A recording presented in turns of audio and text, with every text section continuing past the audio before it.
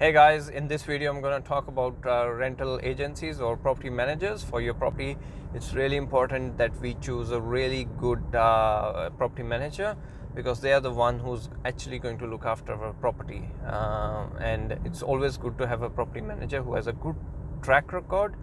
Some of them, the fees depends on 5% to 7%. Some charge more, some charge less. But we're really looking at is who can provide us the best service, who can provide us a better tenant faster and quicker. Okay, so that's the main thing. You have to find good tenants at a good in some good time. You don't want to hire a cheap property manager who don't look after your property and also delay the whole process. You don't want to lose out on 3 months rent just because you got a lower priced rental property manager.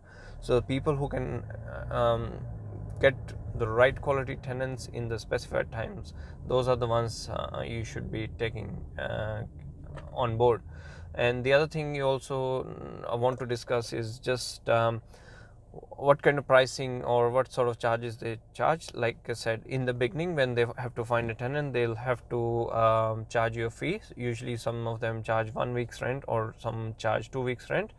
And then also they do have a monthly fee, which as mentioned earlier is somewhere between 5.5 to 7.5%, including GST.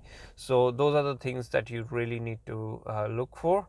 There's some other charges, like inspection fees and things like that, but that's also a part. But the point I want to drive home is choose a good quality one, choose the one with good reputation, and that will save you a lot of headache in the future. You don't want to spend too much time solving problems for the tenants or in the house. So you want to maintain good relationships with the agent as well as the tenant, so it works, so that it works out for everyone. All right, until next video, goodbye.